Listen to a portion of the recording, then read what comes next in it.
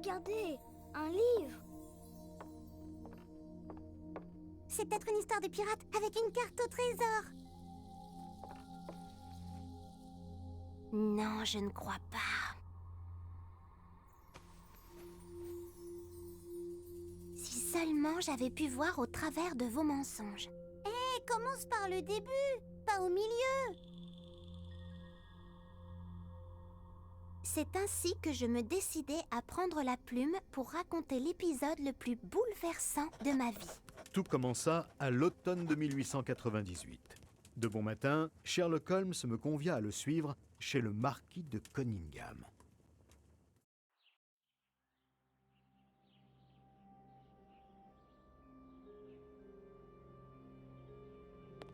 Watson, mon ami, nous allons pouvoir annoncer à monsieur le marquis que nous avons retrouvé le collier des Samoa.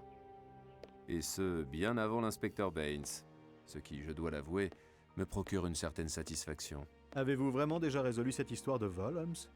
En si peu de temps? Évidemment. Et croyez-moi, il était bien inutile de se disperser dans tout Londres comme a cru bon de le faire notre ami Baines. Il aime me rappeler que ses méthodes valent les miennes, mais une fois de plus, les faits le contredisent. Après toutes ces années passées à vous accompagner dans vos enquêtes et en écrire les nouvelles, je pensais raisonnablement être capable d'anticiper une partie de votre raisonnement, mais dans le cas présent, je dois avouer que je n'arrive à aucune conclusion satisfaisante. Ah, vous n'êtes pas assez observateur, Dr. Watson. Si vous l'étiez, vous verriez la vérité se dessiner toute seule sous vos yeux, comme une évidence. Une évidence? Au milieu de la nuit, alors que tout le monde dort, la sonnette de service de cette pièce retentit à plusieurs reprises et alerte les domestiques. Ils s'habillent à la hâte et à court. La porte est fermée et une forte odeur de brûlé semble provenir de l'intérieur. Quelques secondes plus tard, le propriétaire des lieux et époux de la marquise spoliée, le marquis de Cunningham, arrive et ouvre la porte grâce à la clé qu'il est le seul à détenir. Un début d'incendie s'est déclaré dans la pièce, près de la cheminée, mais il est pris à temps et est rapidement maîtrisé. C'est à ce moment que le marquis réalise que le fameux collier des Samoa qui se trouvait dans sa vitrine quelques heures plus tôt a disparu. Pour expliquer cela, vérifions ma théorie avant l'arrivée de l'inspecteur Baines.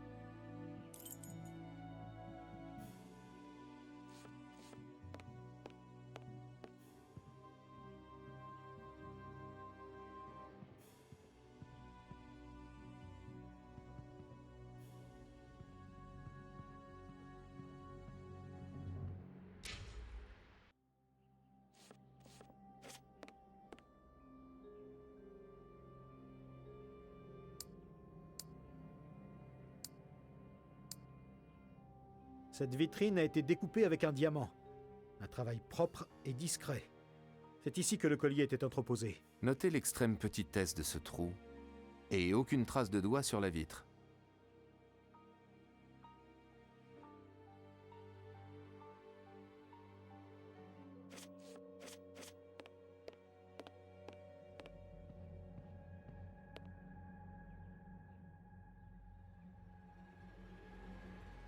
Les fenêtres sont toutes verrouillées, elles n'ont pas été forcées.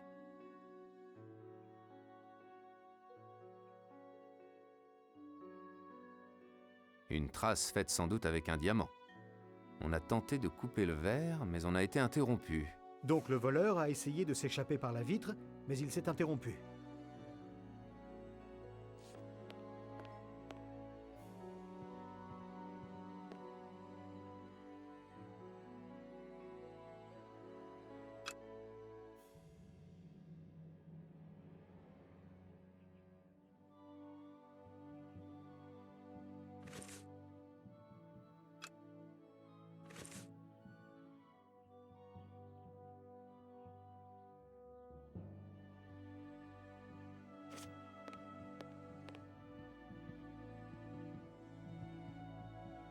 J'ai besoin de quelque chose.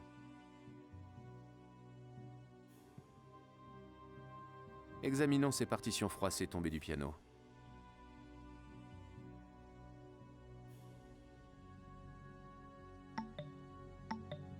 Rien d'intéressant ici. Ces traces de suie ont été faites par une main minuscule. Je ne comprends pas pourquoi ces partitions sont pleines de suie.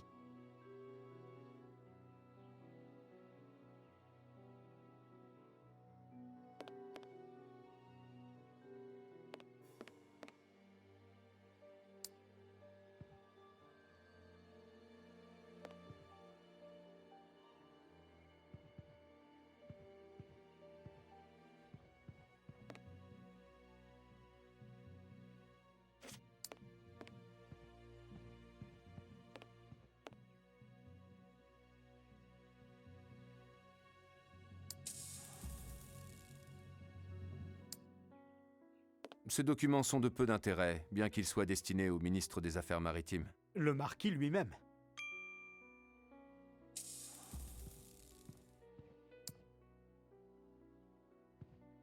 Pas bien entretenu cet aquarium. Je vois un poisson mort à la surface. Une bougie. Elle est tombée du lustre, probablement.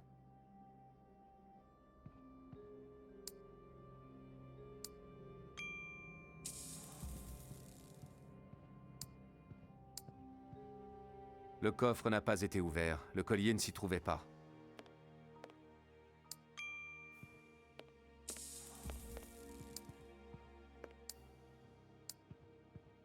Ce paravent est un endroit idéal pour se cacher. Le vol ayant eu lieu la nuit, j'en conclus que le voleur s'est dissimulé derrière ce paravent et a attendu d'être seul dans la pièce.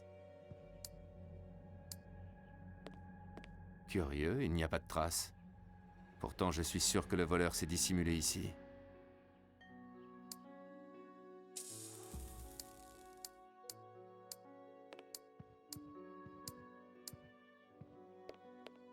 Des traces de pas.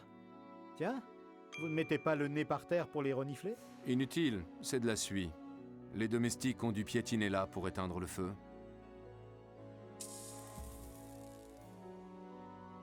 Le début d'incendie a eu lieu ici, juste sous le cordon de la sonnette. N'importe qui en tirant sur ce cordon aurait eu les pieds dans le feu. Sauf s'il a été actionné avant l'incendie. En se dirigeant vers la sortie qu'il avait choisie, probablement la fenêtre, le voleur accroche le tabouret qui s'est mis à brûler. Cependant, pourquoi ne pas avoir tenté d'éteindre le feu tout de suite? Curieux, il y a des objets renversés ici.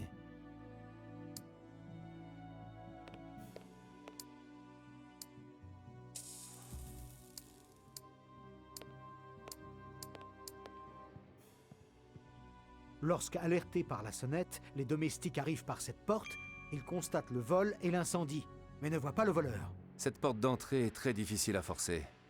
Le marquis est le seul à disposer des clés. Le voleur n'a pas pu sortir par là, sauf éventuellement lorsqu'elle a été ouverte par les domestiques. Ah, Holmes, vous êtes déjà là? Bonjour, inspecteur Baines. Vous arrivez à point. Ah, Scotland Yard arrive telle la cavalerie, toujours au bon moment. Ah, mais je connais cette expression de satisfaction et ce sourire narquois, Holmes. Auriez-vous déjà élucidé cette affaire? Possible. Nous avons reproduit le parcours pour le moins insolite du voleur. C'est un véritable acrobate. Mais ce que je ne comprends pas, c'est que quand les domestiques sont entrés, il n'y avait personne dans cette pièce.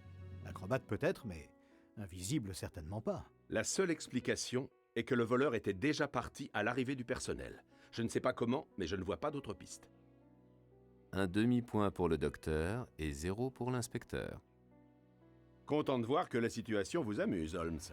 Bon, expliquez-vous. Le docteur Watson voit juste quand il parle d'acrobatie, mais il se trompe sur la nature de l'acrobate. Quant à vous, inspecteur Baines, vous faites erreur. Le voleur était encore dans cette pièce à l'arrivée des domestiques. Expliquez-vous à la fin, Holmes. Watson, comment un voleur pourrait passer inaperçu au milieu de 8 hommes? Je ne sais pas, parce qu'il est minuscule. Cessez de vous moquer, Holmes. Exactement. Il est minuscule. Minuscule et remarquablement agile. Pensez-vous à un singe? Un singe dressé, tout simplement. Sans doute un Leontopithecus rosalia d'Amérique centrale. Le primate était caché dans cette pièce depuis plusieurs heures, attendant bien sagement le signal de son maître. Une fois la nuit venue et la pièce déserte, un sifflet à ultrasons indiqua au petit singe qu'il était temps pour lui de reproduire ce qu'il avait appris au dressage. Le singe sortit de sa cachette et utilisa une pointe en diamant pour ouvrir la vitrine et s'emparer du collier.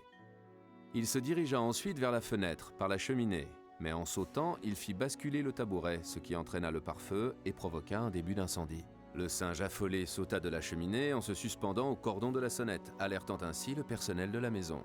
Puis, il se dirigea vers la fenêtre pour sortir. Il commença à découper la vitre avec son diamant, mais il fut dérangé dans sa tâche par le bruit des domestiques qui tentaient d'ouvrir la porte, et il paniqua à nouveau. Il courut sur le piano et piétina les partitions, qui tombèrent au sol, avant de trouver refuge sur le lustre et de renverser une bougie. Enfin, les domestiques et le marquis entrèrent, laissèrent la porte ouverte et éteignirent le début d'incendie. Pendant ce temps, notre agile petit voleur fuyait par la porte. Tout simplement. Brillante explication. Félicitations, Holmes. Et le collier? Je le vois d'ici, mes amis. Il est devant nous. Nous avons fouillé cette pièce de fond en comble, Holmes. Comment est-il possible que nous ne l'ayons pas trouvée? Parce que vous ne vous êtes pas suffisamment préoccupé de la seule victime de cette affaire. Quelle victime? Personne n'est mort. Si, Watson. Un pauvre poisson dont le destin était de mourir écrasé par l'un des colliers les plus précieux d'Angleterre. L'aquarium se trouve sous le lustre. Je comprends. Le petit singe avait probablement enfilé le collier autour de son cou. Il a dû le perdre quand il a sauté sur le lustre. Le bijou est tombé dans l'aquarium et s'y trouve encore.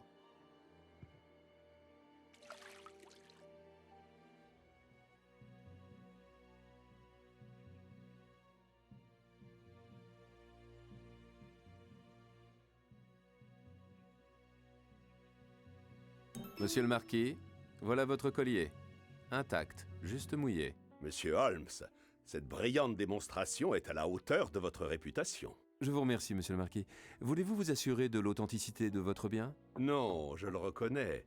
Je l'ai admiré des heures durant, vous savez. Bien, dans ce cas, je le remets dans son coffre et...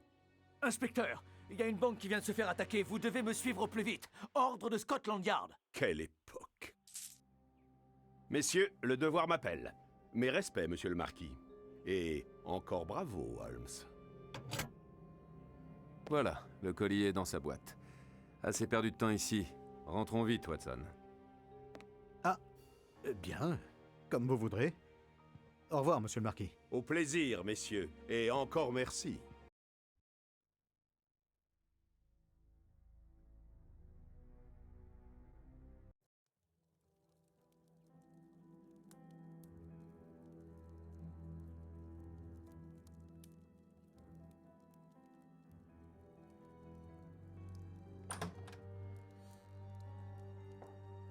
Journal de ce matin.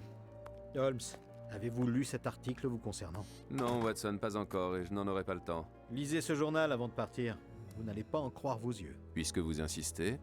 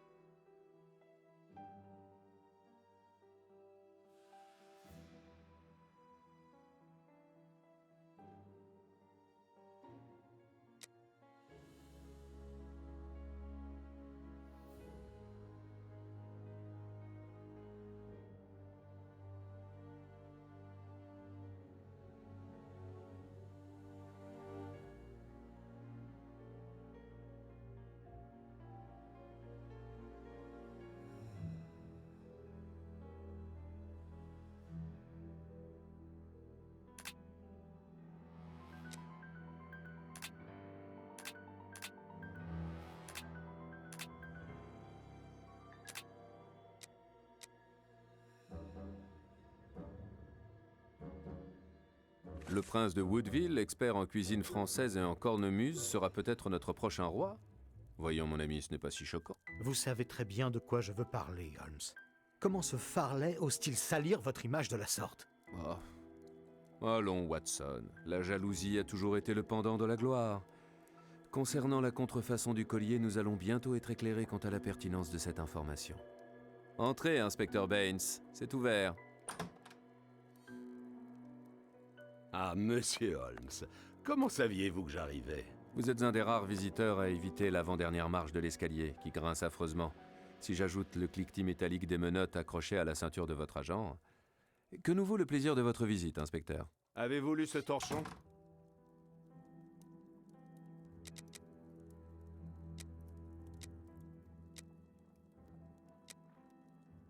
Inspecteur, je suppose que vous avez apporté la réplique du collier avec vous, n'est-ce pas? C'est la raison de votre visite. Vos supérieurs aimeraient que je l'examine. Effectivement. Il voudrait que vous confirmiez ou infirmiez avoir bien déposé cette contrefaçon dans son coffre. Cela ne peut pas attendre. Je dois me rendre au domicile de Lord Peregrine Maitland, évêque de Knightsbridge. Inspecteur, pouvez-vous nous expliquer ces calomnies? Le collier des Samoa a-t-il vraiment été remplacé par une copie? Je ne sais pas comment ce journaliste a obtenu ces informations, mais elles sont exactes. Concernant le collier, évidemment. Je ne me permettrai pas de remettre en cause la rigueur et l'honnêteté de Monsieur Holmes. Le collier est un faux. Impossible. J'ai vu de mes propres yeux le marquis l'authentifier avant que Holmes ne le remette à sa place. Holmes, Monsieur le Marquis adhère à la thèse d'Osmond Farley. Je ne serais pas étonné que ce journaliste soit à l'origine de ces calomnies à votre égard. C'est un journaliste indépendant connu pour ses coups d'éclat et ses articles bien peu objectifs. En tout cas, Monsieur le Marquis nous assure que vous êtes la dernière personne à l'avoir eu en main. Retournons sur place, Holmes. Je suis persuadé que nous n'aurons aucun mal à démonter cette théorie. C'est inutile. De telles allégations finissent toujours par retomber toutes seules comme un soufflet mal préparé. Laissons la police régler cette histoire de collier et portons toute notre attention sur les affaires en cours. Peut-être avez-vous raison, Holmes. Et la marquise? Elle est dans tous ses états. Sans le collier original, son mariage se trouve compromis. C'est en effet la pièce maîtresse de la dot de la jeune fille. Un beau mariage d'amour.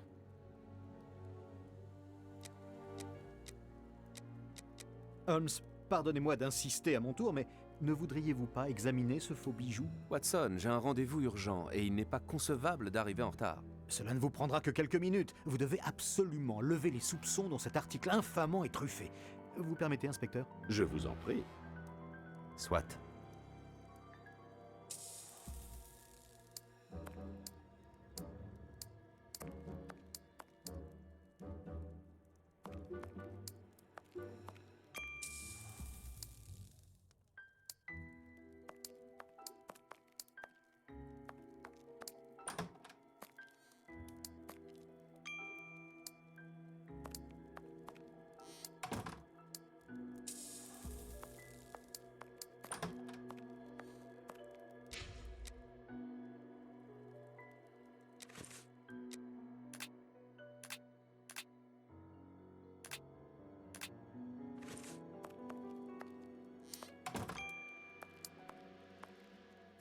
Je ne peux pas partir maintenant.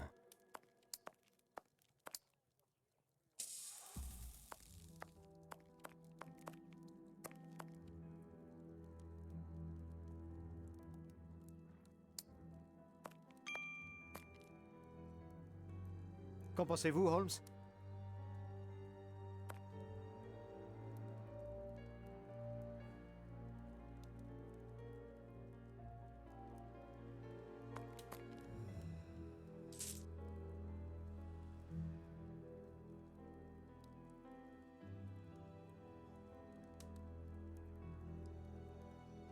Ces 3 perles sont de piètre qualité.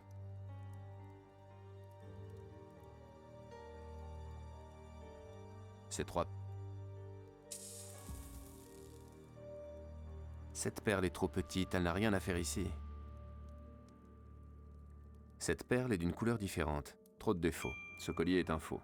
Cette pièce est d'une grossièreté étonnante. À la vue de ce collier, nous pouvons raisonnablement nous poser la question de la volonté délibérée du faussaire à ce que ce faux soit perçu comme tel. Comment avons-nous pu nous faire berner par une imitation si grossière? Je ne comprends pas. Oui, comment? Holmes, vous avez une théorie à ce sujet? Je n'en ai pas la moindre idée. Vous avez insisté pour que j'examine ce collier et c'est chose faite. Maintenant, il devient urgent pour moi de me rendre à mon rendez-vous. Je suis certain, inspecteur, que vous tirerez cette affaire au clair. Holmes.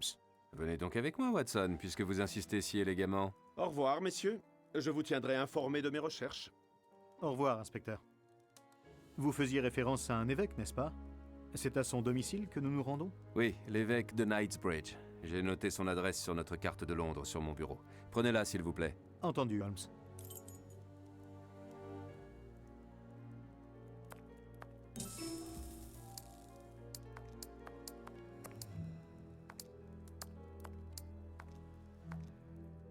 Vous avez trouvé ma carte de Londres?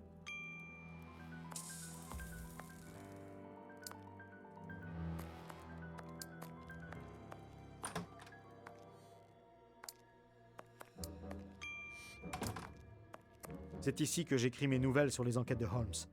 Et j'ai du travail.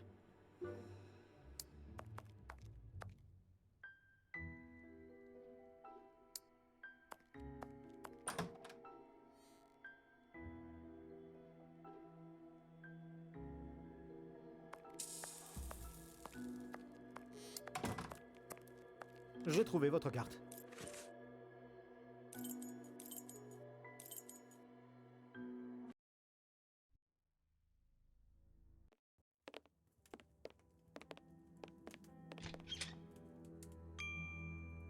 La police? Déjà? Comment avez-vous su? Pouvons-nous voir l'évêque de Knightsbridge? Oui, oui, bien sûr. Mais entrez.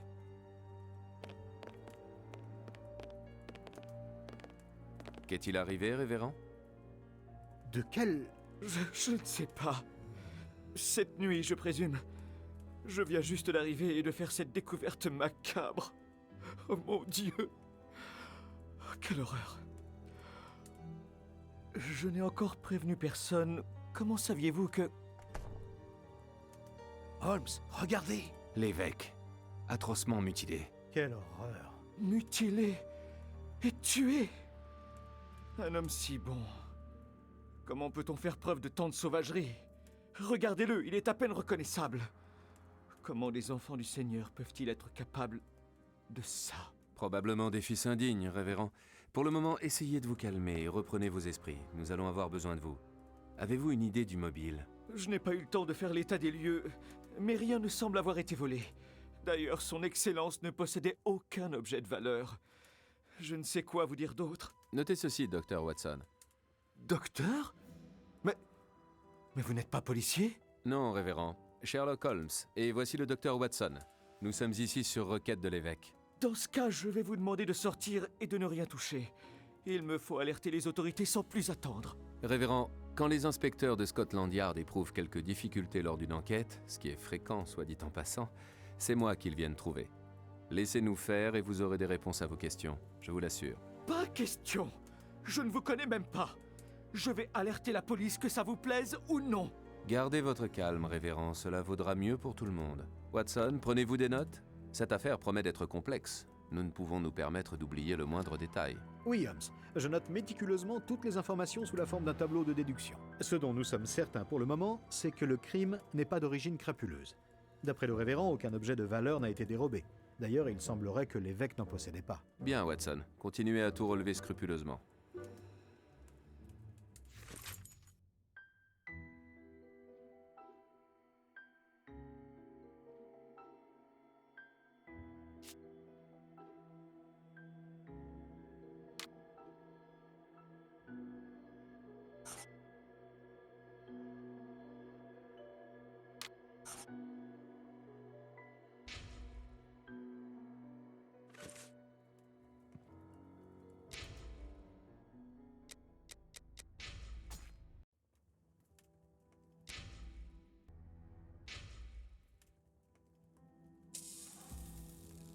Il y a du sang sur ce presse-papier.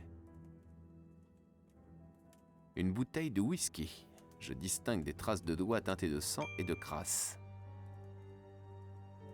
Une bouteille de whisky cassé. Pourtant, l'évêque de Knightsbridge était connu pour sa sobriété. Il semble que les brutes qui ont torturé à mort l'évêque se soient sévèrement enivrés.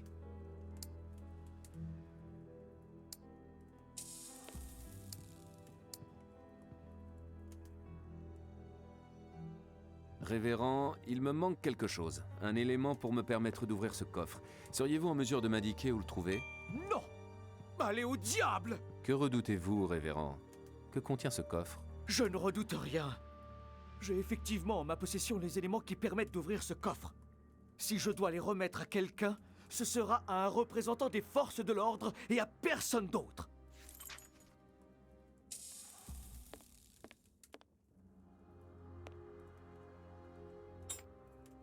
Un scalpel de chirurgie, ensanglanté. Regardez où vous posez les pieds, Watson. N'avez-vous pas remarqué ces traces sur le sol? Si, des traces boueuses.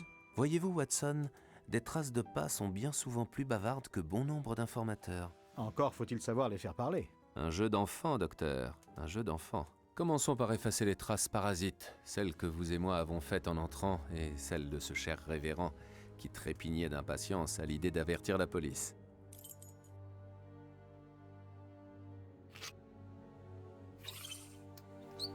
Taille 43. Taille 44. Taille 43. Taille 44. Taille 43. Rien d'intéressant. Taille 43.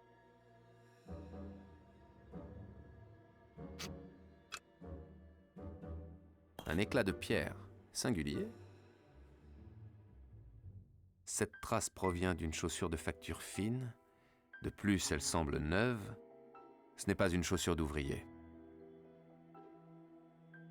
Chaussure cloutée, comme celle des ouvriers.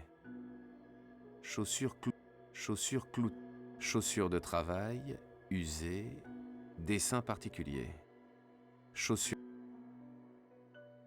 Cette trace provient d'une chaussure de facture fine. Taille 43.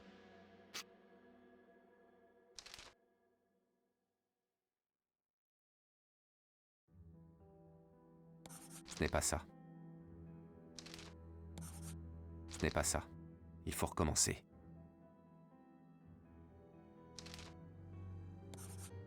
Ce n'est pas ça.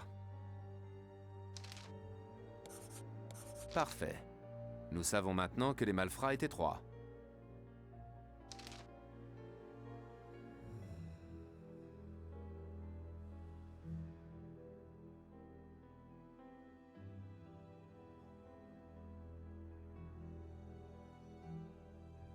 Ce n'est pas ça. Curieux, mais c'est un fait. L'un des malfrats est sorti d'ici avec d'autres chaussures. Nous avons donc 3 hommes qui sont entrés. Leurs semelles cloutées sont caractéristiques des milieux ouvriers. Lorsqu'ils sont ressortis, l'un d'entre eux avait des chaussures différentes, de facture plus fine, pas des chaussures d'ouvrier. Eh bien, nous n'avons plus qu'à chercher un ouvrier qui a du goût pour les chaussures. Une fiole cassée, avec du sang près du goulot. Quelle étrange odeur! Bah, on dirait des composants chimiques. Ce poêle a été rempli à ras-bord.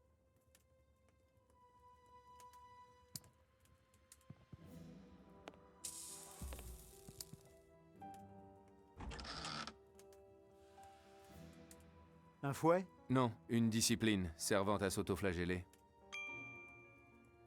C'est un cilice destiné à meurtrir celui qui le porte.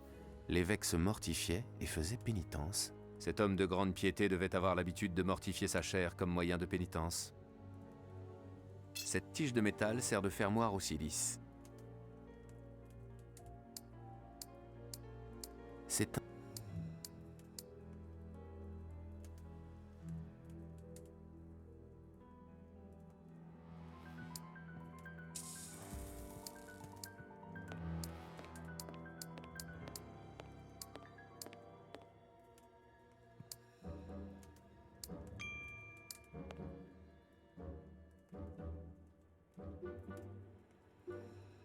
Les doigts ont été écrasés et frappés violemment. Un morceau de la corde qui a servi à attacher ce pauvre homme. Les doigts ont été écrasés et frappés violemment. Ses avant-bras sont déchirés. Des morceaux de chair ont été arrachés. Qu'en pensez-vous, docteur? On dirait qu'il a été dévoré vivant. Cependant, je remarque aussi une curieuse dégénérescence des tissus de la peau qui entourent les plaies. Son ventre est couvert des raflures. Apparemment, elle ne date pas d'aujourd'hui. Donc, ces blessures n'ont pas été faites par ses assassins.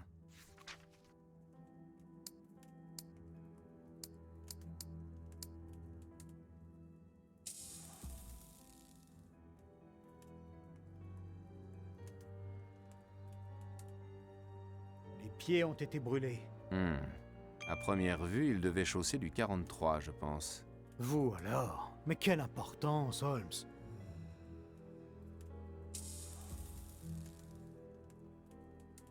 Un doigt.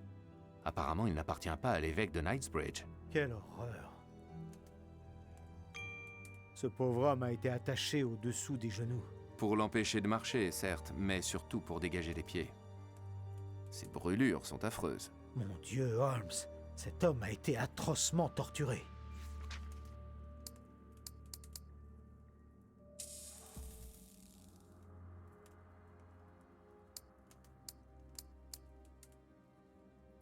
Son buste a été lacéré, je dirais, avec une lame fine et tranchante. Pas de doute, les plaies visibles sur le corps de l'évêque ont été faites avec ce scalpel.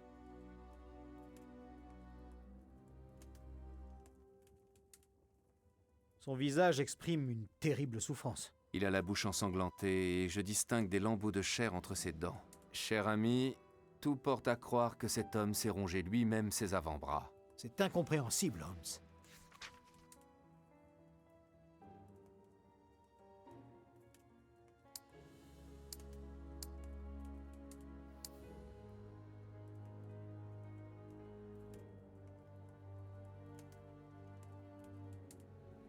Il manque quelque chose ici. Ah? Et quoi donc? Ses chaussures, Watson. Il manque ses chaussures.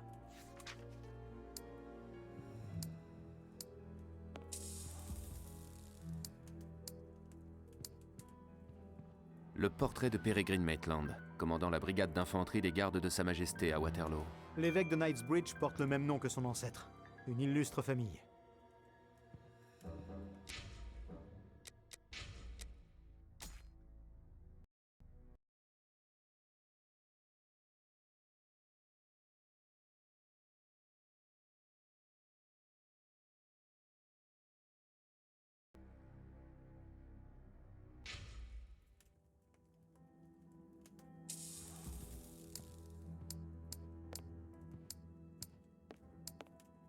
Il y a du sang sur ce presse-papier. Ce presse-papier a servi à écraser les doigts de la victime.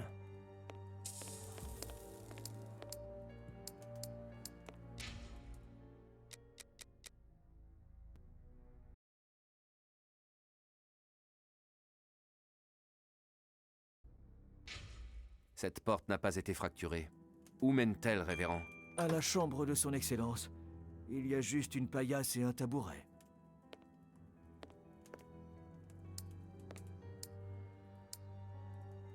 La chambre de l'évêque, c'est très austère. Rien de particulier.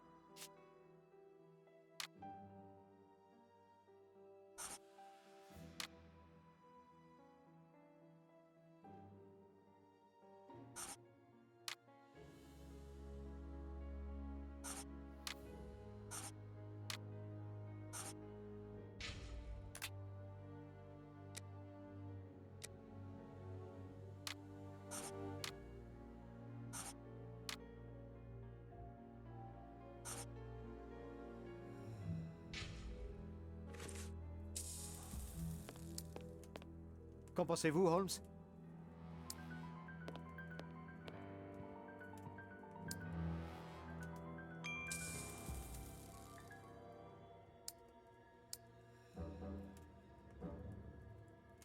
Ses avant-bras sont déchirés. Des morceaux de chair ont été arrachés. Qu'en pensez-vous? On dirait qu'il a été dévoré. C'est incompréhensible.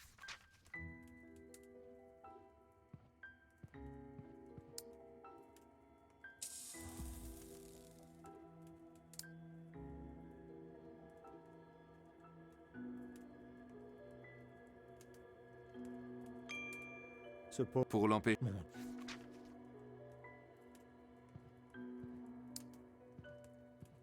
Vous n'avez pas le droit de fouiller ici.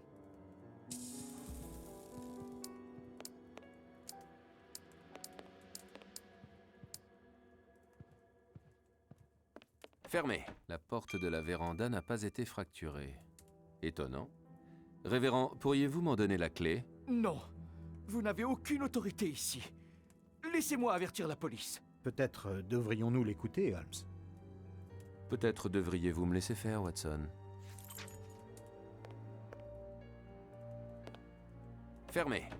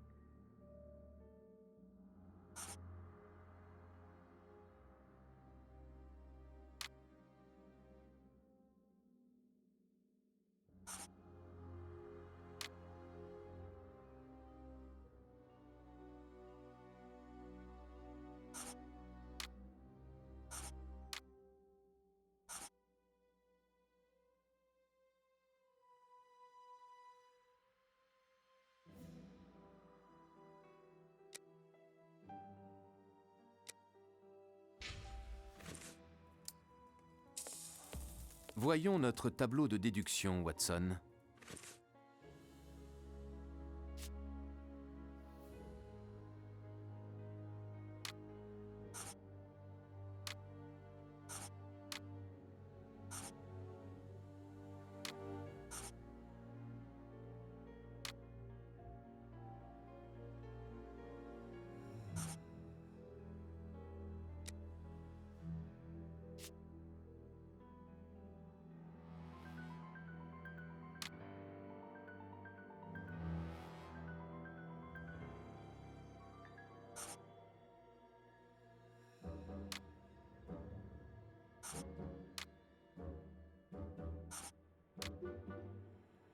Parfait. Il est évident que les assassins de l'évêque de Knightsbridge étaient à la recherche de quelque chose de précis et qu'ils ne l'ont pas obtenu. Révérend, je vous le demande une nouvelle fois. Ouvrez ce coffre. Ce qu'ils cherchaient est à l'intérieur et ils ne l'ont pas eu. Il est peu probable qu'ils s'en tiennent à cet échec. Ils reviendront certainement pour terminer leur tâche. Et moi, je vous le dis à nouveau. Ce coffre est fermé et il le restera. Très bien, nous sommes donc dans une impasse. Vous êtes un homme obstiné, révérend. Watson, accompagnez notre ami jusqu'au poste de police et revenez avec l'inspecteur Baines. Baines et personne d'autre. Je vous attends ici. Allez. Me voilà seul. Je vais pouvoir continuer mon enquête. J'ai besoin de quelque chose. Me voilà seul.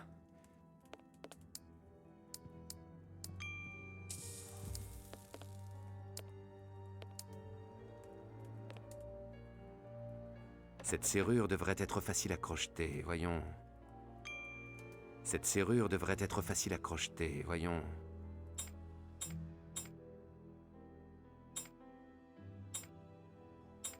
Ce n'est pas ça. Il faut recommencer.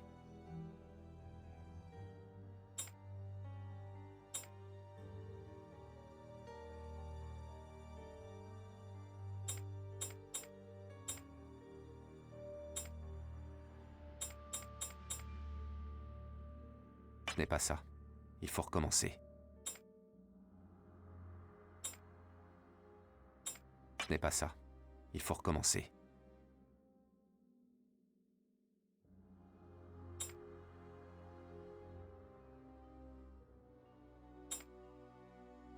Ce n'est pas ça.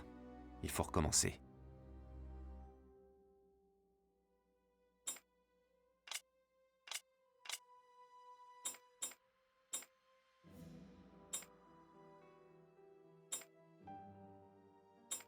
Ce n'est pas ça.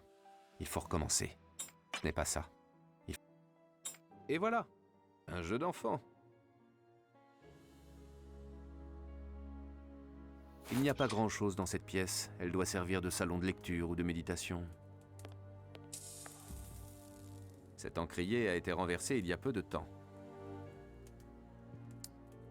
Une tache d'encre.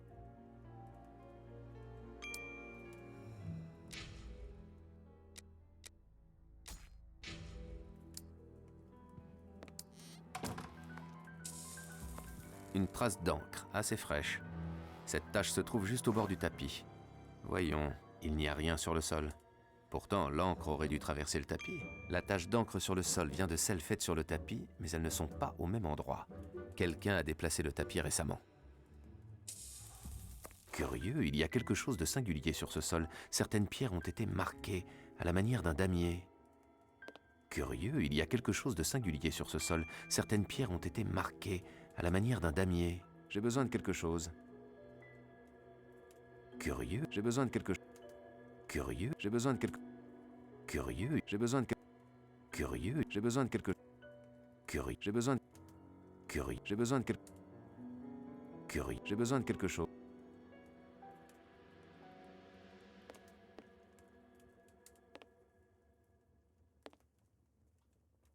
Apparemment, quelqu'un a voulu cacher cette statue.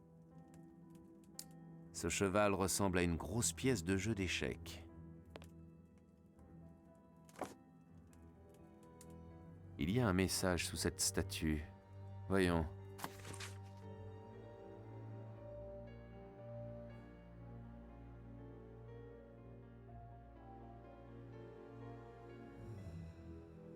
Ce message a été écrit par une femme. Mais à qui est-il destiné? Intéressant cette histoire de jeu d'échecs.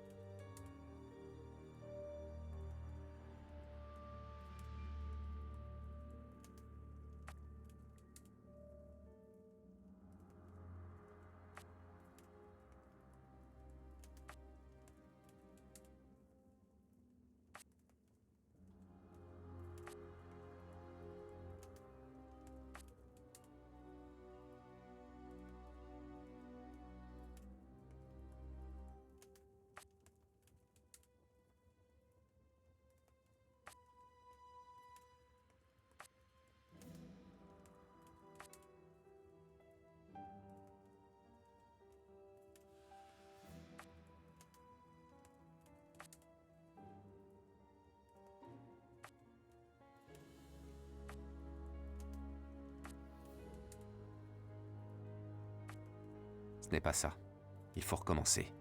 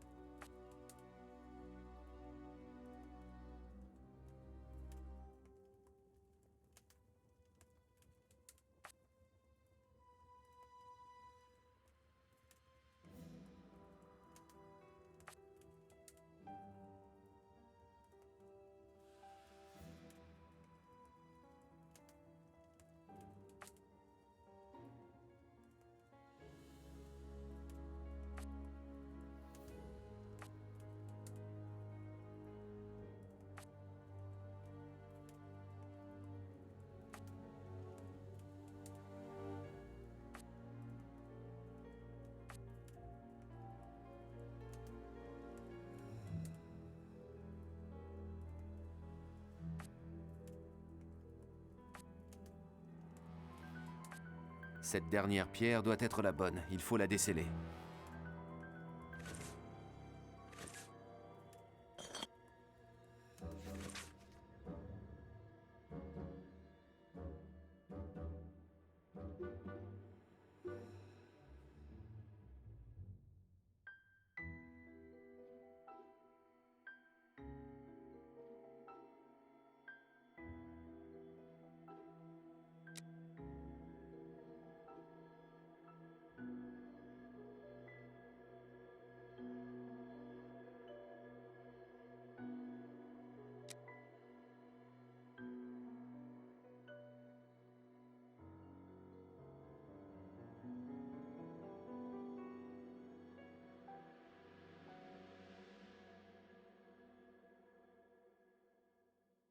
Un paquet de lettres adressées au révérend. Elles sont écrites par une femme qui lui parle de ses enfants naturels. Cette liaison n'est donc pas officielle. Parfait. À nous deux, révérend Volage.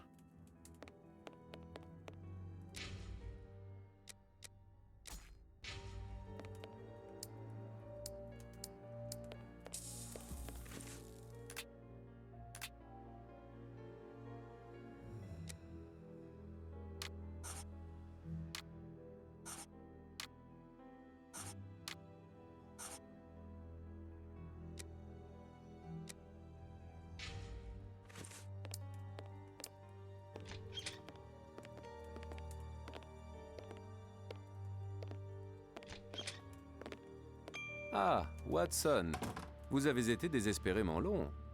L'inspecteur Baines ne vous accompagne pas. Non, Holmes, il est introuvable. Le docteur Watson m'a empêché de contacter un autre inspecteur que ce Baines. Quelle manière! Je suis un homme d'église! Cher révérend, j'ai pu constater que vous êtes un amateur d'échecs. Vous m'excuserez, mais je n'ai pu résister à l'attrait d'une partie laissée en suspens. Vous êtes un expert des échecs. Très bien, c'est noté. Que voulez-vous maintenant? Comme vous vous en doutez, résoudre votre petit problème d'échecs m'a permis de découvrir des lettres des plus intéressantes. Des lettres? Que contiennent-elles, Holmes? Révérend, pourquoi dissimuler ces lettres ici et prendre le risque que l'évêque Maitland ne les découvre? Holmes, que contiennent ces lettres? Pas maintenant, Watson. Où aurais-je pu les cacher? Pas dans ma chambre. Il n'existe rien de plus austère. Je savais en revanche que son Excellence, paix à son âme, ne remarquerait pas mon jeu. Le contenu du coffre de l'évêque de Knightsbridge m'intéresse au plus haut point. Remettez-moi les éléments que vous détenez, révérend. Hors de question.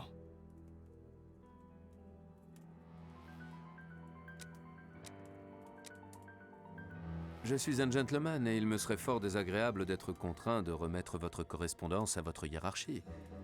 Donnez-moi ce dont j'ai besoin, s'il vous plaît. Holmes, je sais que la fin justifie les moyens, mais permettez-moi d'émettre quelques réserves sur votre manière de procéder. Vous parlez de gentleman, mais je n'entends qu'un maître chanteur.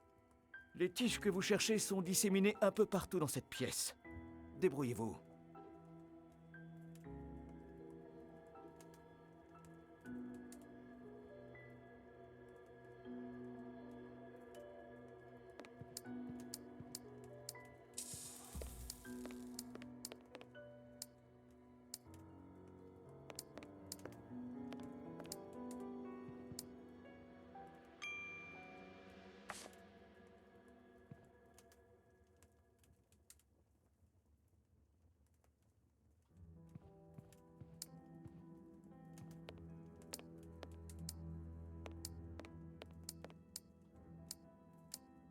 Il y a du sens.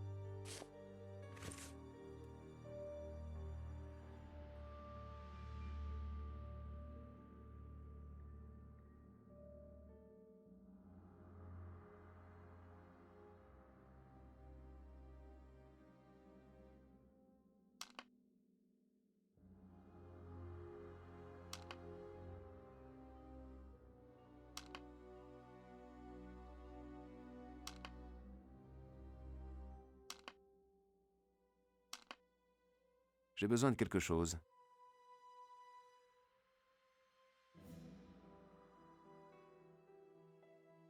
J'ai besoin de...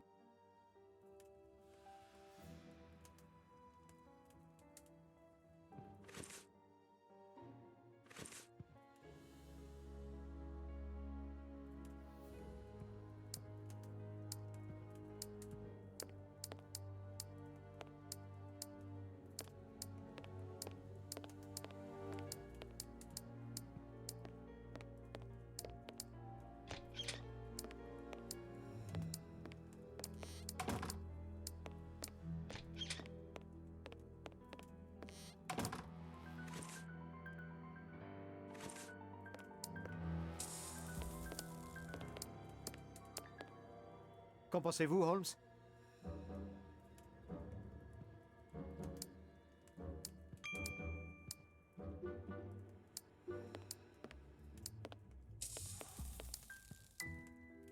Je ne peux pas partir maintenant.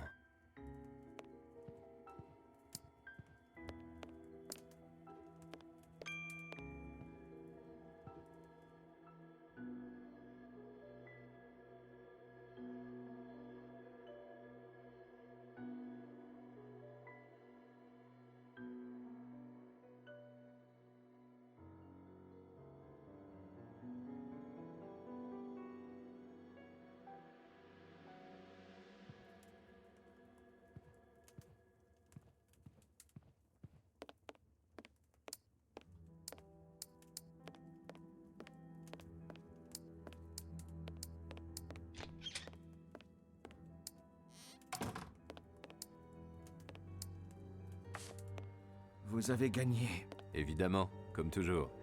Que pouvez-vous nous dire sur les derniers jours de l'évêque de Knightsbridge? A-t-il été visité? Était-il soucieux, angoissé? N'oubliez aucun détail. Son neveu est venu hier matin à la demande de son Excellence. Cette visite m'a paru singulière, car le jeune homme ne voit que très rarement son oncle. Savez-vous pourquoi? Était-il en mauvais termes? Je ne pense pas. C'est plutôt une conséquence de son métier.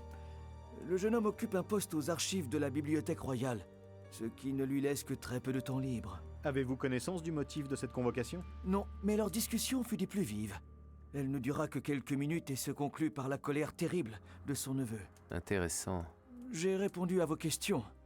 Me laisserez-vous enfin contacter les autorités maintenant? Je crains que non, révérend. Pas encore. Bien, maintenant nous pouvons ouvrir le coffre-fort.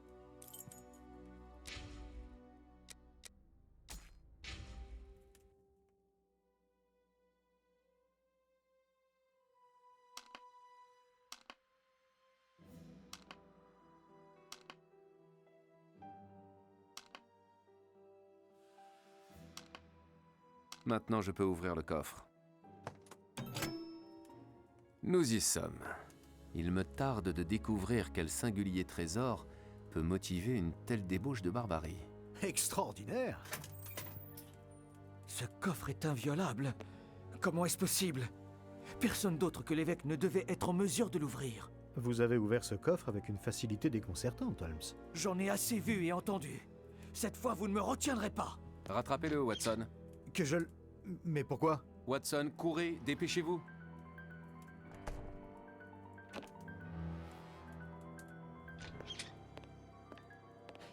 Il s'est enfui. J'espère que vos motivations sont fondées, Holmes. Je n'aime guère agir aux frontières de la loi. C'est ennuyeux. Partons sans plus attendre. Qu'avez-vous trouvé dans ce coffre, Holmes?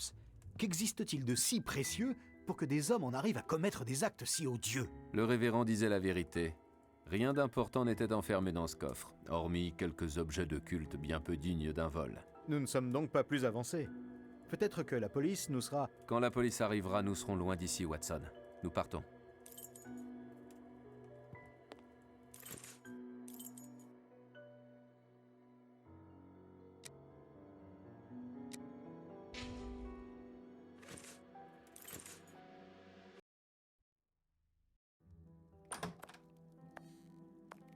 Nous avons traversé Londres à toute allure, nous aurions pu renverser quelqu'un.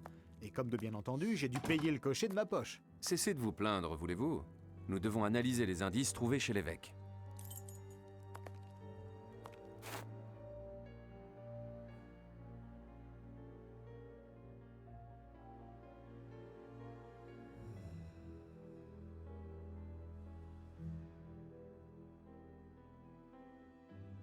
Je dois analyser ces indices.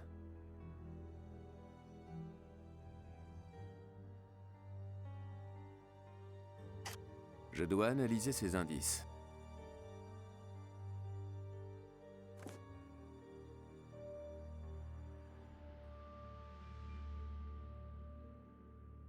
Cet éclat de pierre est extrêmement lisse et il semble d'étrange facture. Il faudrait le décaper avec l'un de mes produits.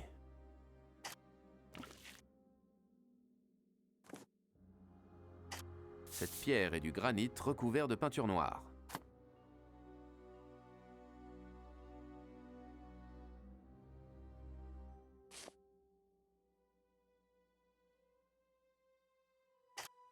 De la terre noire et humide sous l'ongle. Intéressant.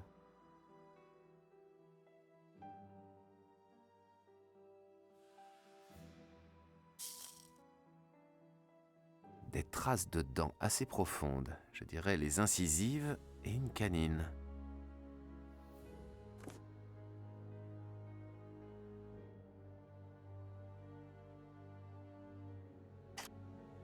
Reste de peau. Des traces de morsure sur ce doigt arraché. J'ai peur de comprendre. Les bandits n'obtiennent pas ce qu'ils veulent, et devant le manque de coopération de l'évêque, l'un d'eux le désigne du doigt comme principal responsable de la débâcle. Et le pauvre homme, dont seule la tête n'est pas entravée de cordes, lui mord violemment le doigt et le lui arrache en faisant preuve d'une sauvagerie peu commune. Watson, j'ai la conviction que lorsque nous aurons expliqué les causes et les raisons de cette soudaine bestialité, nous aurons levé le voile sur une grande partie de ce mystère. J'ai coupé un petit morceau de corde, cela suffira. De nombreux éclats de pierre noire sont coincés dans les fibres de cette corde. Leur couleur ne semble pas naturelle, mais ils sont trop petits pour que je puisse les analyser. Ces petits cailloux ressemblent à l'éclat de pierre trouvé dans les traces de pas chez l'évêque. Du granit peint en noir. De la terre noire et humide. Je dois comparer les échantillons de terre que j'ai trouvés.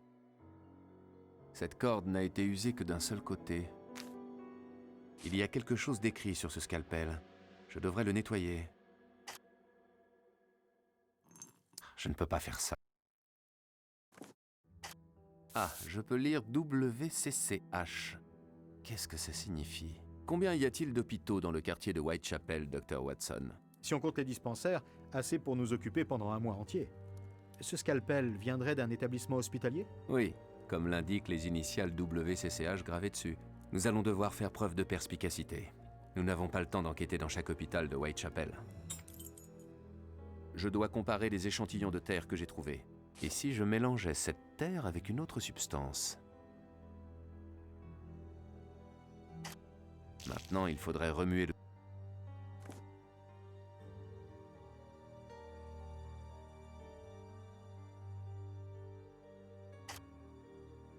Les échantillons de terre prélevés sous l'ongle du doigt et sur la corde proviennent du même endroit. Qu'en savez-vous? Il n'a fallu que très peu d'eau pour en analyser la consistance.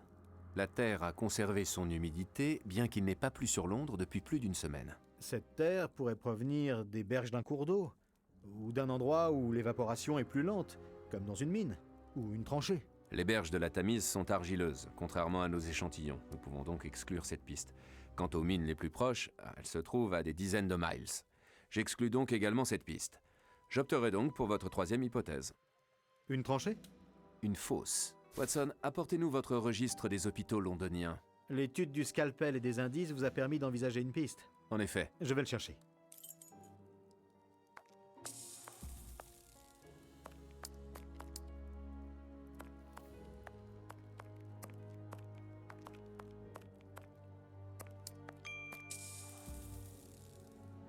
Le harpon qui a servi...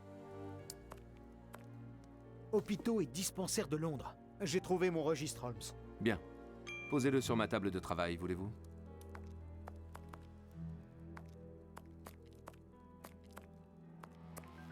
J'ai trouvé mon... Bien. Voici la section concernant le quartier de Whitechapel. J'avais fait quelques annotations sur ces pages lors de notre enquête sur l'éventreur. Peut-être nous seront-elles utiles. Il ne nous reste qu'à trouver un hôpital ou un dispensaire situé à proximité d'un endroit où des trous sont creusés et où du granit noir est utilisé. Un jeu d'enfant. Je n'ai pas fini mon analyse.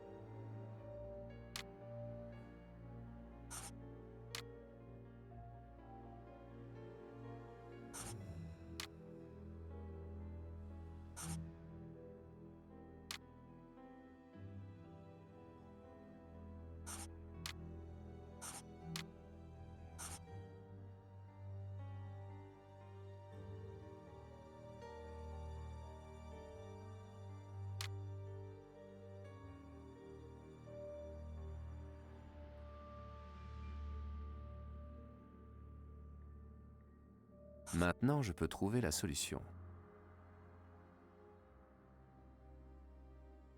Je n'ai pas fini mon analyse.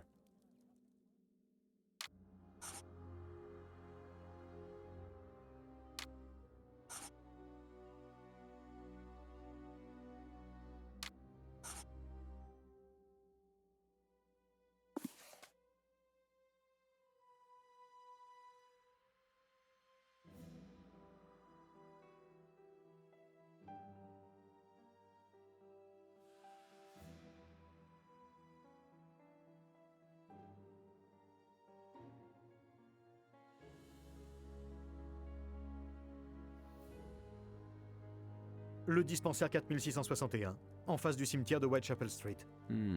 Probablement, Watson. L'assassin aux doigts coupés doit travailler dans ce cimetière, ou du moins le fréquenter. Il y aura récupéré une corde, l'une de celles qui servent à mettre les cercueils en terre. Quant au granit, il s'agit d'infimes morceaux de pierre tombale. Et il n'a eu qu'à traverser la route pour voler un scalpel au dispensaire d'en face. J'ai besoin de quelque chose.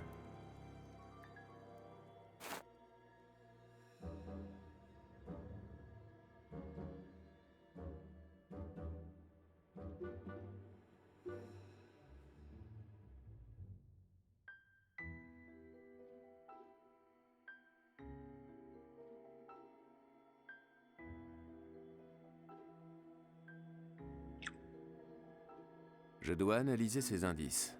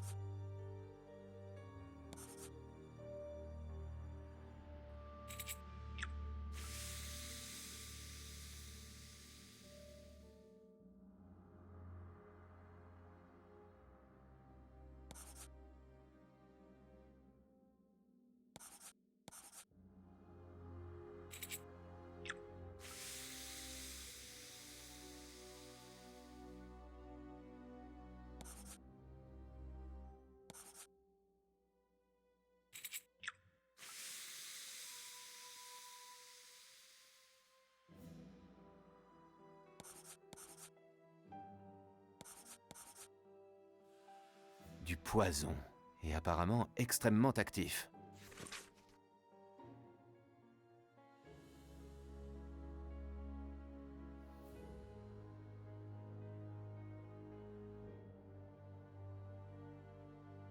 Du poison.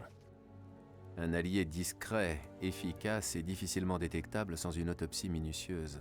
Avez-vous pu isoler les composants actifs, Holmes? Pas avec certitude. Cette substance toxique dépasse largement mes connaissances en ce domaine. C'est à n'en point douter le travail d'un chimiste expert. Chimiste et criminel. Comme vous dites, essayez de retrouver ma monographie sur les empoisonneurs des 30 dernières années. La table de travail.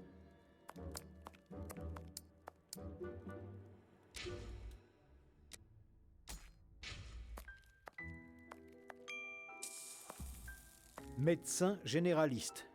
Ça ne va pas m'être utile. Anatomie féminine. Je devrais mettre ce livre ailleurs.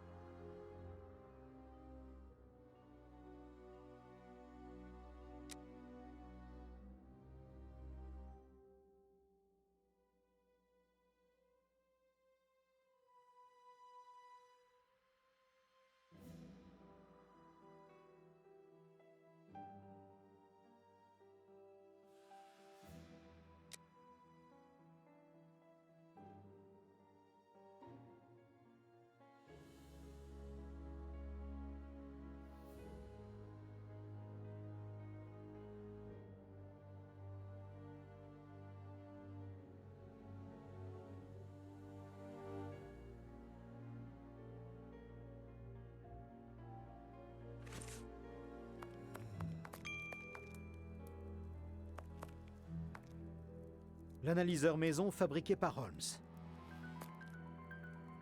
D'après ces documents, Hans Schillmann, dit le dératiseur, serait considéré comme le plus grand spécialiste du poison chimique au monde. Est-il libre? Heureusement, non. Il est retenu depuis des années dans le quartier de haute sécurité de la prison de Westgate, ici même à Londres. Il ne peut donc être à l'origine de cette mixture mortelle. Pas de conclusion hâtive. D'après Scotland Yard, cet homme est exceptionnellement intelligent. Pour les plus grands criminels, la prison n'est pas une entrave à leurs méfaits, mais un obstacle, tout au plus. Prévoyons une petite visite à ce monsieur Schillmann dans notre emploi du temps.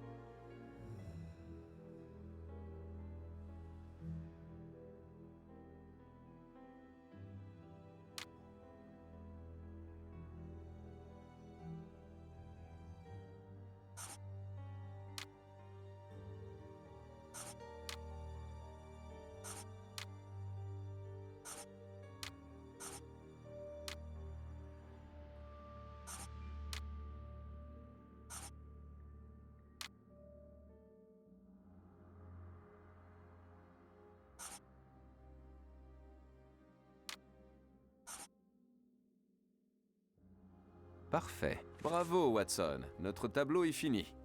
Il confirme que les assassins de l'évêque travaillent pour une personne qui, entre autres, détient un poison très élaboré. Ils agissent donc pour quelqu'un de plus instruit qu'eux. Vous souvenez-vous de Wiggins et de sa bande, les irréguliers de Baker Street? Oui, ces enfants de rue à qui vous faites appel à l'occasion. Et ils se dénommaient Wiggins et leur chef. Eh bien, j'ai de nouveau sollicité leur service. Je les ai chargés de trouver l'adresse du neveu de l'évêque. Je crois qu'il arrive.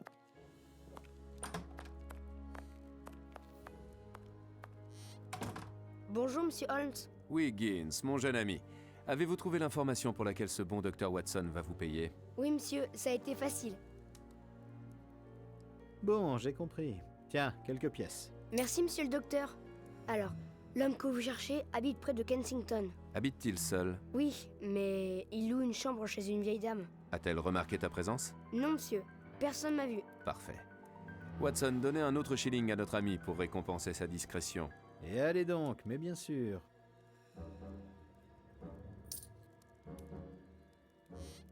Je tombe de sommeil, Holmes.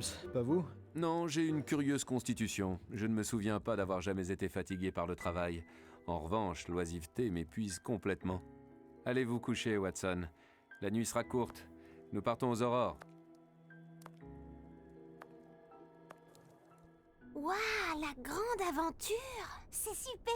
J'aime mieux ça que les histoires inventées. J'ai envie de connaître la suite. Continue à lire. Oui, d'accord. Ah, moi aussi, je vais écouter.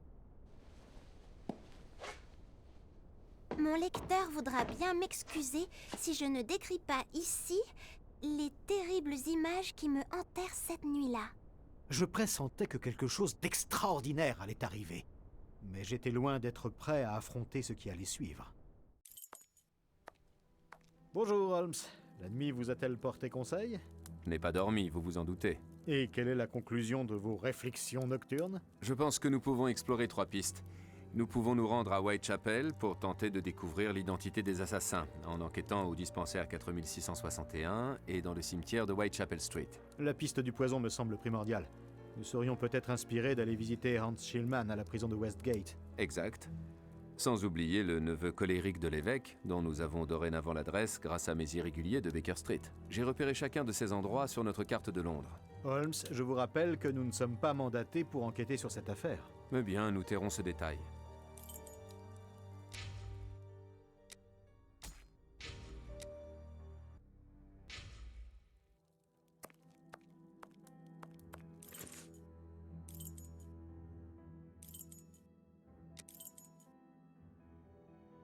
Whitechapel. Allons-y.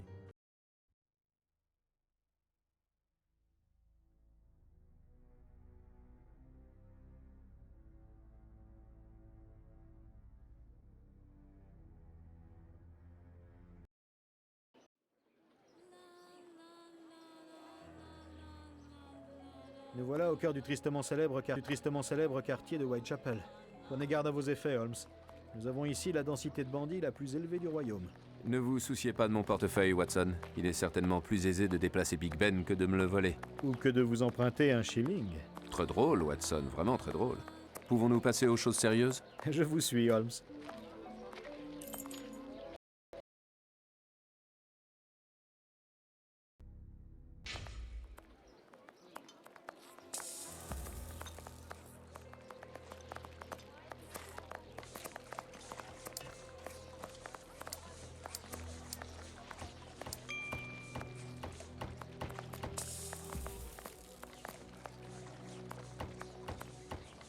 Beaucoup d'étrangers ont ouvert des boutiques dans ce quartier.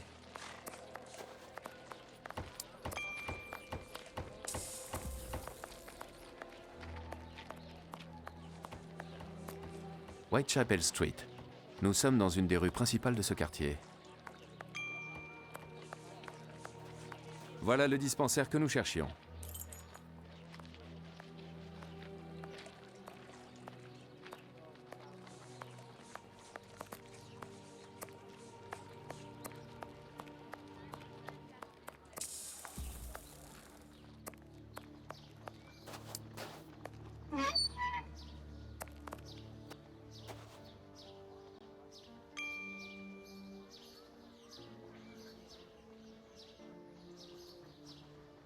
Ce cimetière est à l'image de Whitechapel. Sinistre, inquiétant et mal entretenu. Quel terrible endroit pour une dernière demeure. Au moins, la fin ne les tiraille plus.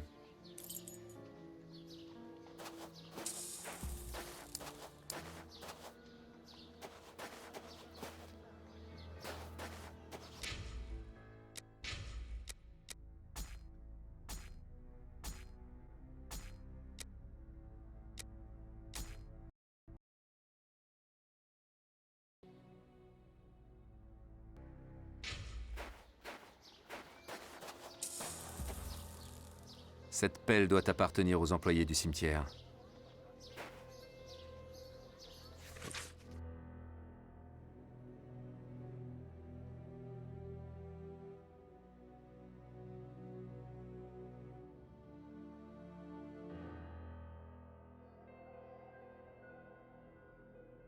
Un prospectus de soupe populaire. Ce prospectus porte la date d'après-demain. Ces tickets de soupe populaire sont distribués le jour même. Seule une personne qui y travaille a pu écrire dessus. Fermé.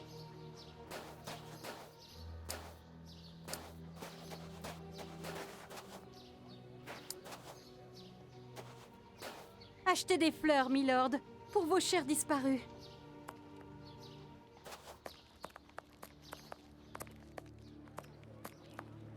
Holmes, l'homme qui distribue la soupe populaire ne donne pas que dans le bénévolat. Regardez. Un jeu d'argent.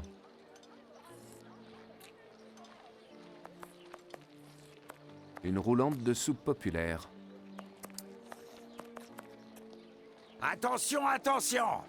Distribution de soupe gratuite après la messe, ici même! N'hésitez pas! Profitez de la générosité du prince de Woodville. Un ticket contre un bol bien chaud de soupe au lard! Excusez-moi, mon brave. Vous avez pas l'air de nécessiteux, vous? Nous ne venons pas souper, nous sommes juste de passage ici. Mais je tiens à vous féliciter pour cette initiative charitable. Ah, c'est surtout le prince de Woodville qui est charitable. Moi, je fais juste que remplir des bols. Pour la première fois de l'histoire de ce quartier, quelqu'un d'important s'occupe des plus pauvres. Regardez autour de vous, à chaque coin de rue, vous trouverez des distributions gratuites comme la mienne. Pour avoir grandi ici, je vous assure que c'est bien la première fois que je vois quelqu'un de la haute se soucier de nous. Et il n'y a pas d'abus. Non, monsieur. Faut dire que c'est pas possible. Faut échanger un ticket contre un bol. Et les tickets sont datés du jour et distribués à la sortie de la messe. Comme ça, y a pas de tricherie. La bonne soupe au lard du prince de Woodville ne sera pas pour vous, gentlemen. Nous cherchons deux personnes répondant au nom de Greypape et Kurtz. Les connaissez-vous? Je distribue de la soupe, voyez pas? Encore vous. Vous aurez pas de soupe, vous êtes plein aux as. C'est pour les pauvres, pas pour les bourgeois. Eh bien, que diriez-vous de délester le portefeuille de deux bourgeois en les laissant tenter leur chance au dé? Ah, avec grand plaisir. Vous voulez parier quoi? Votre bague contre la superbe montre en argent de mon ami. Holmes, cette montre est un héritage de mon frère, j'y tiens comme à la prunelle de mes yeux. Watson, montrez donc votre montre à notre ami. Marché conclu. Installez-vous. Voilà, monsieur. Le premier qui atteint 36 gagne.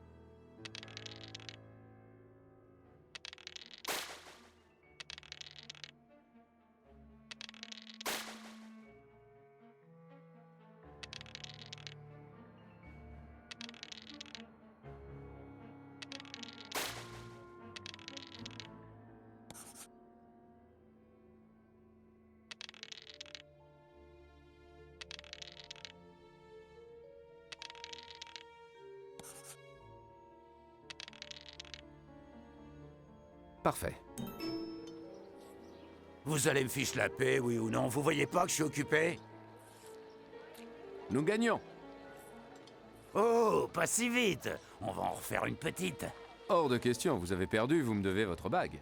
Elle est très importante pour moi. C'est mon père qui me l'a donnée avant de mourir étouffé en avalant son œil de verre. Ma mère n'a pas résisté au choc et elle s'est suicidée en se fracassant la tête avec sa jambe de bois. Surtout qu'elle venait d'apprendre que ma sœur, qui se prostituait, venait d'attraper une maladie honteuse qui lui faisait perdre ses cheveux. Et puis notre chien, il a été écrasé en... Puisque cette bague est si importante pour vous, je vous la laisse. Que diriez-vous en échange de nous parler de Grape Ape? C'est un marché honnête, n'est-ce pas? Grape Ape travaille avec nous. Il s'occupe des tickets pour la soupe, mais ça fait plusieurs jours qu'on l'a pas vu. Où peut-on le trouver habituellement? La dernière fois que je l'ai vu, il était avec ses potes du dispensaire, ceux qui s'occupent de la morgue. Je sais rien de plus. C'est bien assez. Gardez donc votre bague, mon brave. En souvenir de votre pauvre père. Oh, souvenir de mon père, de ma mère, de ma sœur et de mon chien. Encore une petite chose. Vous nous disiez que les amis de Grape Ape travaillent à la morgue. Quelle morgue? La morgue du dispensaire. Faut dire qu'ils ont un travail bien intéressant. Ils lavent les morts, ils les habillent, leur coupent les cheveux, nettoient le sang par terre, chassent les rats, écrasent les cafards. Moi, monsieur, je préfère donner de la soupe. N'y aurait-il pas un certain Kurtz parmi ses employés? Dites, on n'a pas joué pour des renseignements sur toute la ville, alors moi je dirais rien de plus. Ce dispensaire est donc équipé d'une morgue. Intéressant. Bah ouais, je viens de vous le dire. C'est même la préférée des croque-morts. Pensez donc, elle est juste à côté du cimetière. Merci, mon brave. Au revoir. C'est ça. Au revoir, monsieur.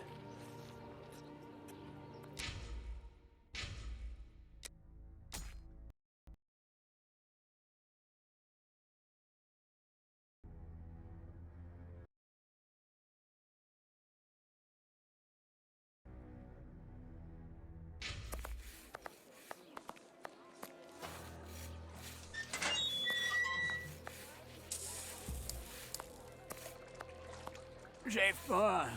Aidez-moi, par pitié!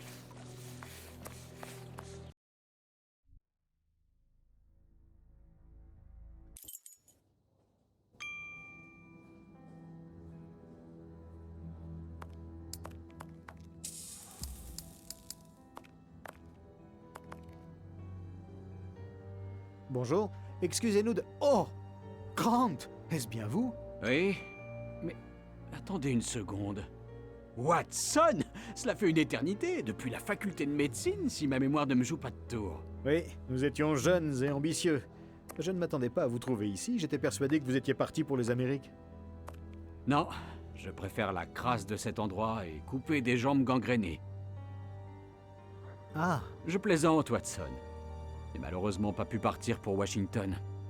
J'ai dû renoncer à la chirurgie.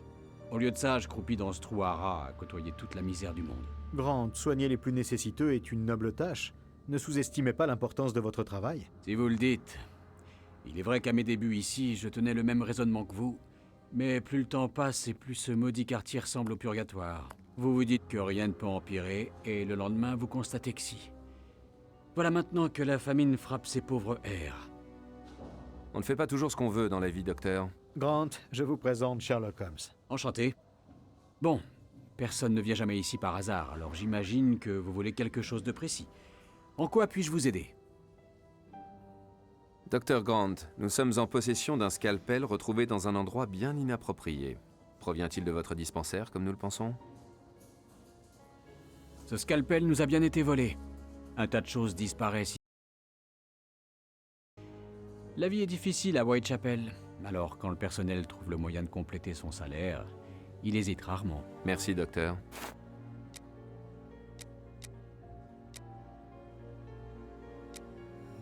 Dites-moi, docteur, votre dispensaire dispose-t-il d'une morgue? Oui, c'est même l'endroit le plus fréquenté de l'établissement. Nous aimerions la voir. La porte du fond, celle qui sent mauvais. Très bien. Au revoir, docteur Grant. Peut-être à bientôt. Et faites attention à vous.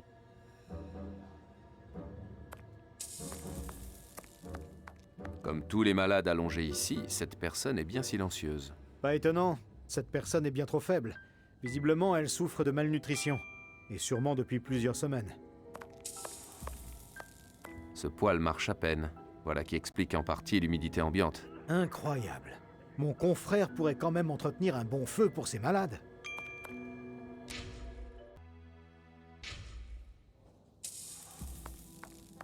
Comme tous les... Pas étonnant.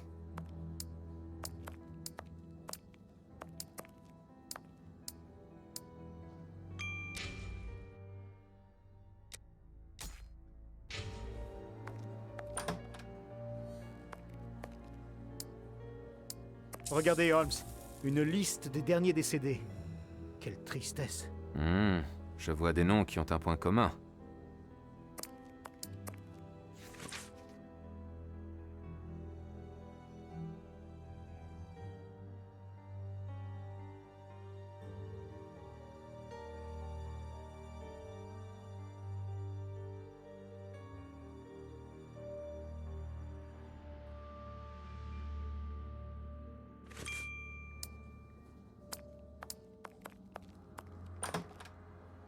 Je comprends pourquoi mon collègue se révèle discret sur sa morgue. Cet endroit est particulièrement mal tenu. Concentrons-nous, Watson. Nous devons trouver des indices concernant les amis de ce Grape Ape.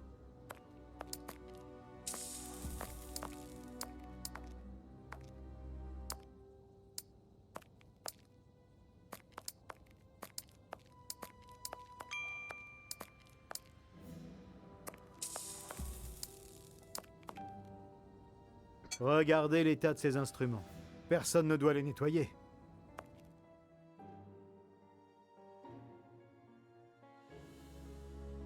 Cette blouse appartient à Kurtz. Il est bien l'un des employés de cette morgue. Curieux qu'il ait laissé son vêtement ici. Holmes, ce Kurtz, nous venons de retrouver l'un des assassins de l'évêque de Knightsbridge.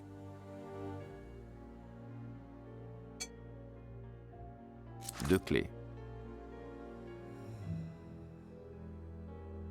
Parfait.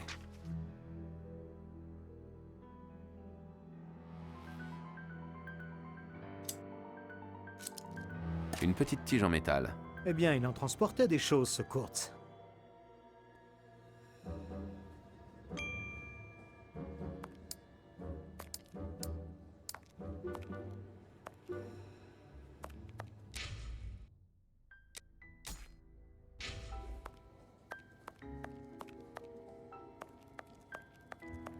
En quoi puis-je vous aider? Au revoir. Peut-être à bientôt.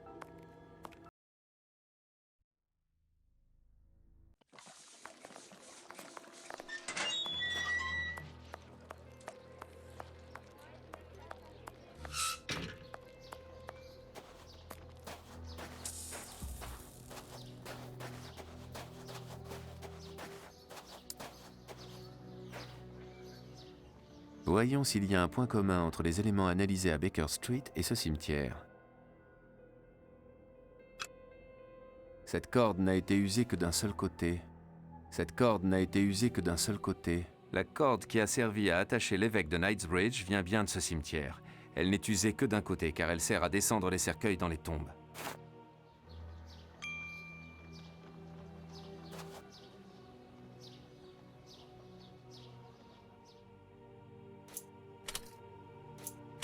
Parfait.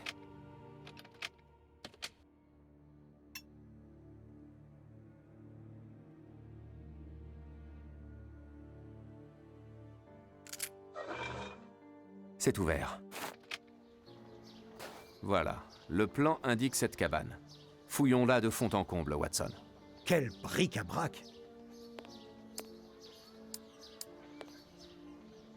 Impossible de l'ouvrir. Impossible. Impossible. Impossible.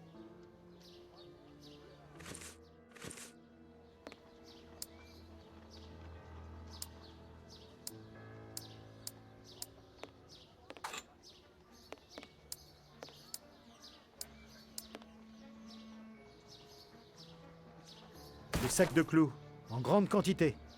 Décidément.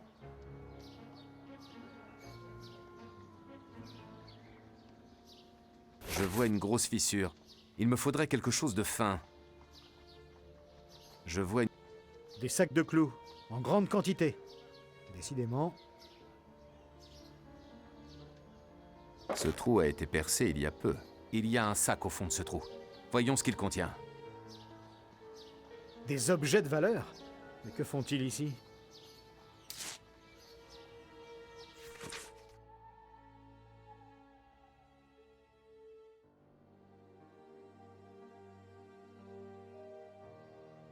Nous voilà bien avancés. Comment savoir de quoi ça parle? Ce message nous confirme que nous sommes sur la bonne piste.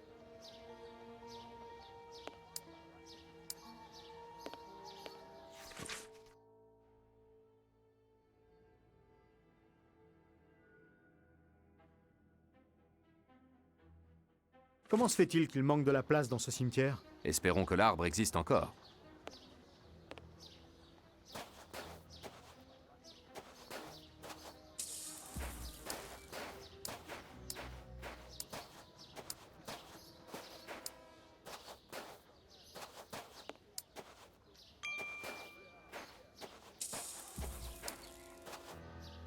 Voyons s'il y a un point commun entre les éléments analysés à Baker Street et ce cimetière.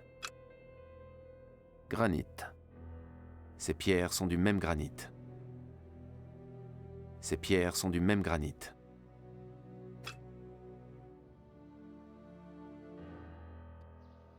Voyons s'il y a... Peinture noire. Peinture noire. Ces pierres sont du même granit. Peinture noire. Cette pierre peinte en noir est de la même facture que les éclats trouvés dans la corde analysée à Baker Street et dans les empreintes de pas des assassins de l'évêque de Knightsbridge.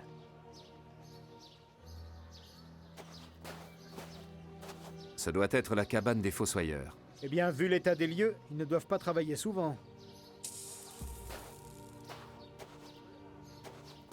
Voyons s'il y a un point commun entre les éléments analysés à Baker Street et ce cimetière. De la terre noire et humide. Terre fraîchement remuée. Encore humide. Cette terre sombre et humide est la même que celle que nous avons trouvée chez l'évêque de Knightsbridge. Elle venait donc d'une tombe. Réjouissante perspective. Tout concorde, Watson. Les éclats de granit trouvés chez l'évêque proviennent bien des tombes de ce cimetière. Ainsi que la corde qui a servi à immobiliser le pauvre homme. Une de celles qui servent à descendre les cercueils. Je ne vois que deux cas pour lesquels une personne est amenée à fréquenter un cimetière. Soit elle y repose, soit elle y travaille. Au moins un des assassins de l'évêque travaille ici. Dommage. Qu'il y repose nous aurait simplifié la tâche.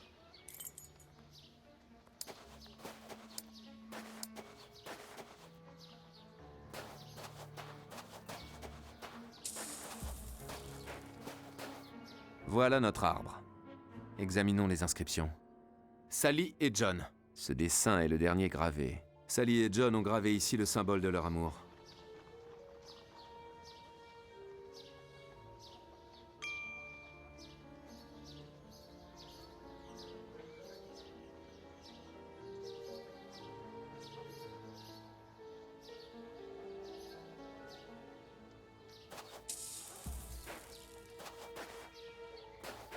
Rien d'intéressant ici.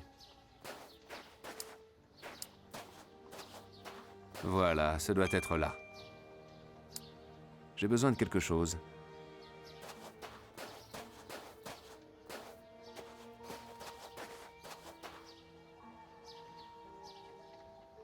Cette pelle doit appartenir aux employés du cimetière. Vous me faites peur, Holmes.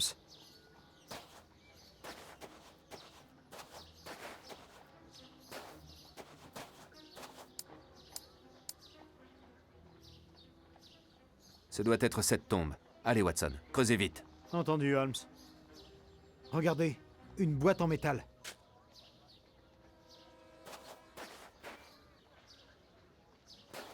La serrure de cette boîte est assez sophistiquée. Cette boîte provient d'une banque. Les bandits l'auront sans doute gardée après un hold-up.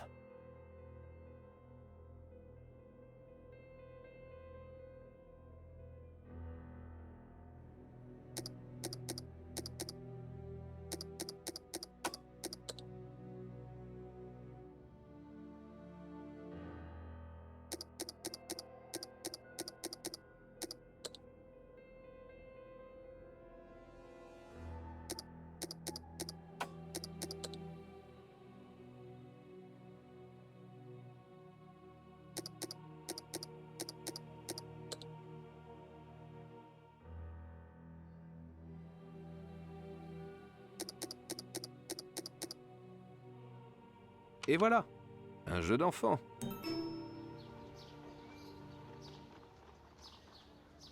Ces chandeliers proviennent d'un vol, sans aucun doute.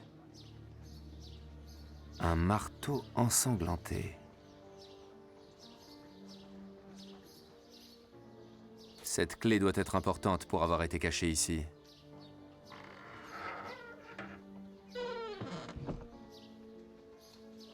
Holmes, il y a quelqu'un dans cette cabane. J'ai vu, Watson. Venez. Et tenez votre arme à portée de main, au cas où.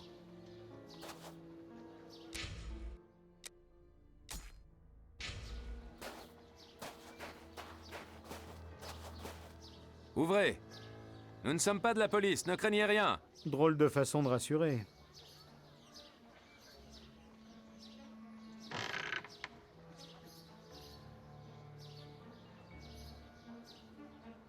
Holmes, ce sont des enfants. Mon Dieu, l'un d'eux est blessé. Qu'est-ce que vous voulez? N'approchez pas. Vous êtes de la police. N'aie pas peur, je suis médecin. Je vais examiner la blessure de ton ami. Attendez, Watson, j'ai quelques questions à poser à ces enfants. Il y a plus urgent, Holmes. Les sources d'infection sont si nombreuses dans cet endroit crasseux que cette blessure peut s'aggraver à chaque instant. Le danger immédiat pour ces enfants n'est pas tant la blessure que Monsieur Fletcher. Qui? Observez cette blessure, Watson. Elle est fine et régulière. Elle a été faite par une lame affûtée et bien entretenue. Une autre lame en mauvais état aurait soulevé les chairs autour de la plaie, et sa largeur serait moins régulière. Et alors? Qui dans ce quartier peut se permettre d'entretenir une lame de couteau avec autant de soin? Un boucher, bien sûr. Et le seul boucher de ce quartier est Samuel Fletcher, qui de plus est en train de réparer une fenêtre qui a été forcée. Un homme rancunier, tout le monde vous le dira ici. Ces enfants sont en danger? Un homme aussi habile au couteau qu'un boucher et avec une aussi mauvaise réputation que celui-ci aurait pu facilement porter un coup fatal à ce gamin en lui tranchant net la carotide. S'il ne l'a pas fait, c'est certainement que ces petits voleurs se sont introduits dans sa boutique de nuit pour lui voler un morceau de viande. Le piètre éclairage de ce quartier les aura sauvés. Je puis vous assurer que M. Fletcher a passé la journée à essayer de retrouver la trace de ses enfants, et que s'il y parvient, leur blessure ne sera plus leur problème principal. C'est vrai. Que voulez-vous? S'il vous plaît, ne laissez pas le boucher nous retrouver. Je pourrais dédommager M. Fletcher pour le préjudice causé. Il abandonnerait à coup sûr ses recherches, mais pour cela, il va falloir coopérer. Et sinon? Sinon, il trouvera un moyen bien moins agréable pour réparer le dommage qu'il a subi. Attendez, monsieur. Je connais tout sur tout le monde ici. Je vais vous aider. Mais protégez-nous du boucher, monsieur. Je cherche Kurtz. Dis-moi comment le trouver et je m'arrangerai avec Fletcher. Kurtz? Tout le monde le connaît ici. C'est un des pires du quartier. On l'appelle le colonel. Rapport qu'il a fait la guerre contre les Zoulous en Afrique. Il s'est fait renvoyer de l'armée. Il est fou. Il habite au 8 Batty Street. Bien. Watson, regardez sa blessure. Ensuite, nous réglerons le différend qui oppose ses enfants à Monsieur Fletcher.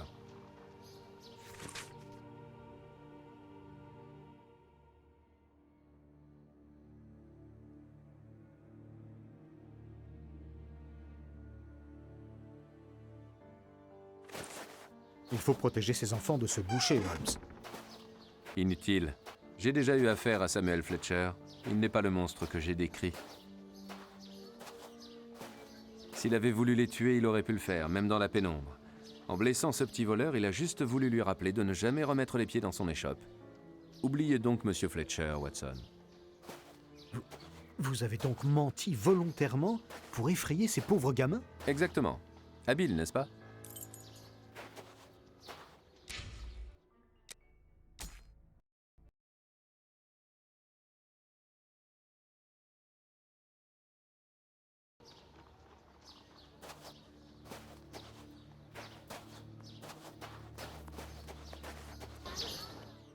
Dites, monsieur, c'est un sacré beau costume que vous avez sur le dos. Ça, on peut pas vous louper, pour sûr. Attention à pas tout vous le salir, hein. Mais vous pourriez venir chez moi, c'est pas loin, et je pourrais vous le nettoyer.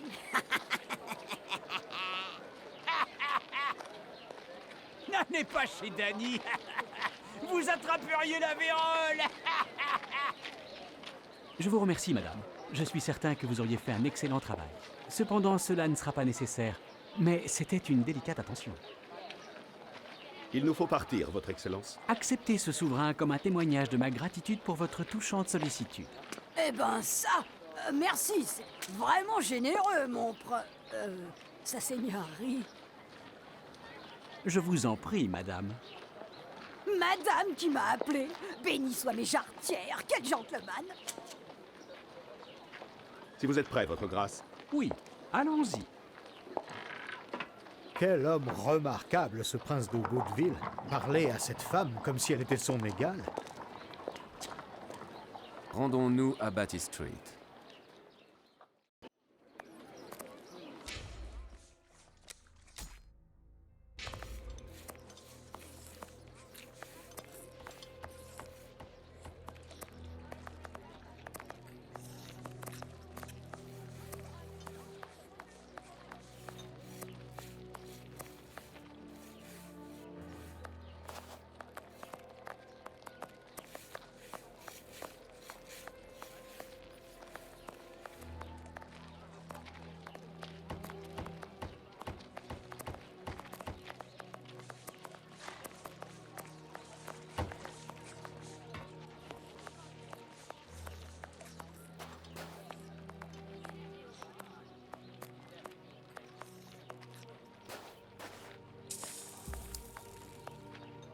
Bucks Row, où Polly Nichols trouva la mort sous le couteau de l'éventreur.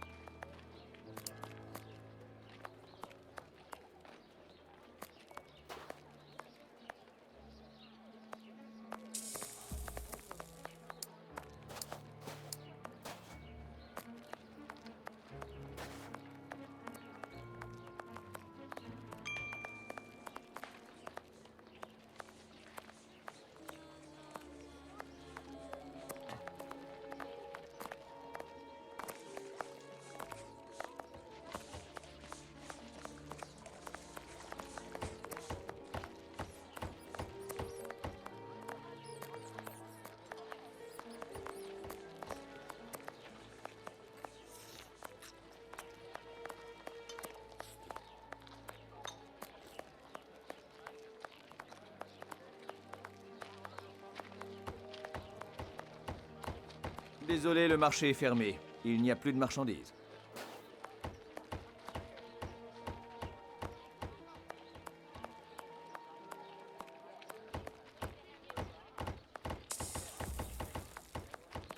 Batty Street.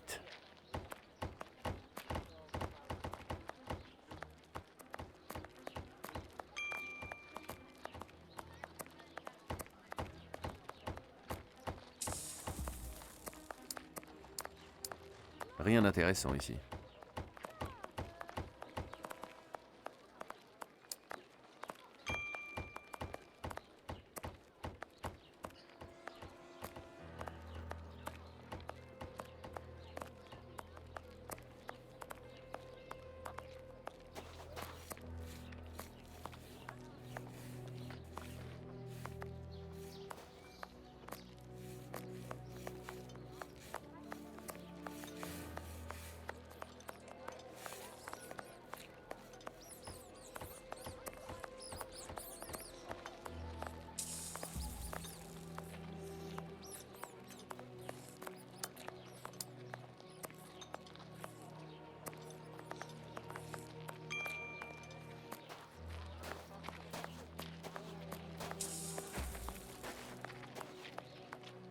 Cette enseigne a tout l'air de présenter un établissement peu fréquentable pour des honnêtes gens.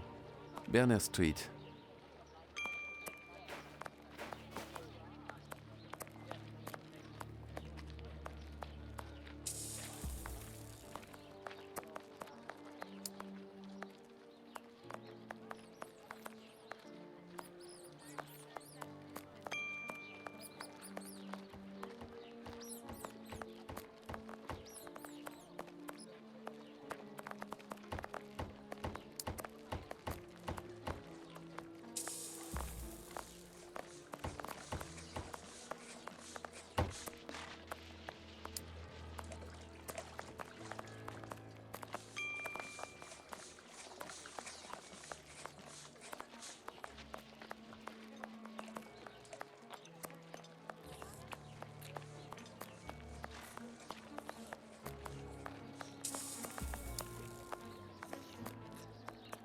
Bucks Row, où Polly Nichols trouva la mort sous le couteau de l'éventreur.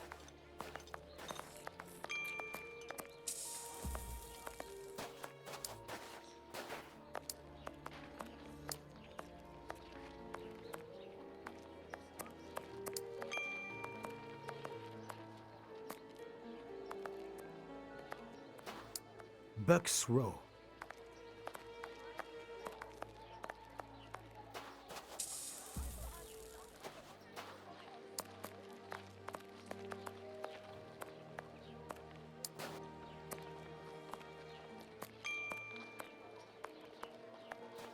On nous laisse crever comme des chiens. Nous n'avons plus de logement, plus de travail. Qu'allons-nous devenir?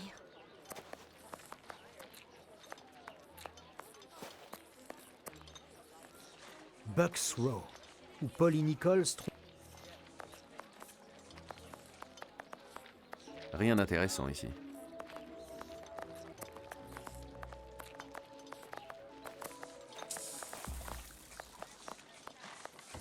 Whitechapel Street. Nous sommes dans une des rues principales de ce quartier.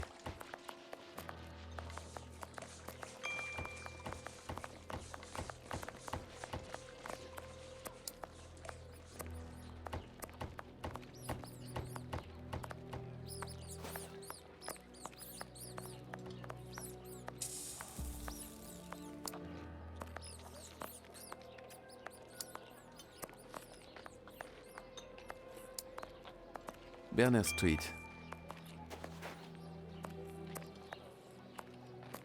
Berners Street.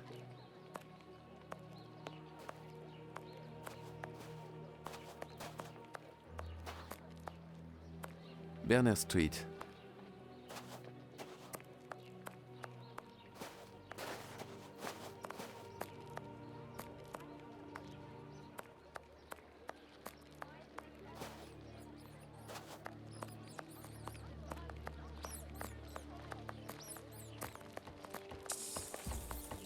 Berners Street.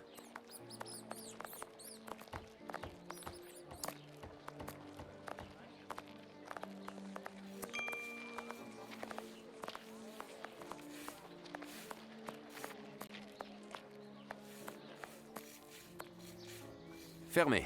Même ici. Décidément, les pauvres gens de ce quartier sont abandonnés à leur sort.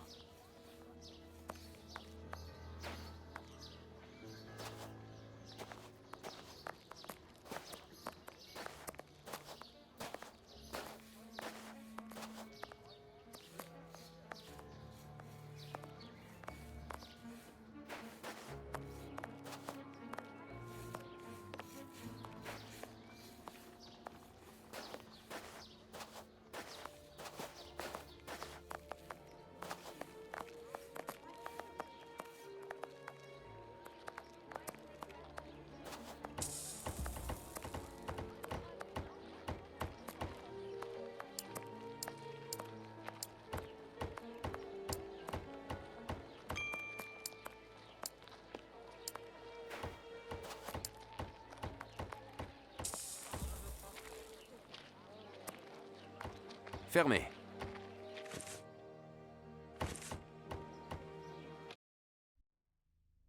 Mon Dieu, Holmes, c'est épouvantable. Et quelle odeur! Mais qu'a-t-il bien pu se passer ici? Reprenez-vous, Watson. N'êtes-vous pas médecin? Notez chaque détail et prenez garde à ne rien déranger. Très bien, Holmes.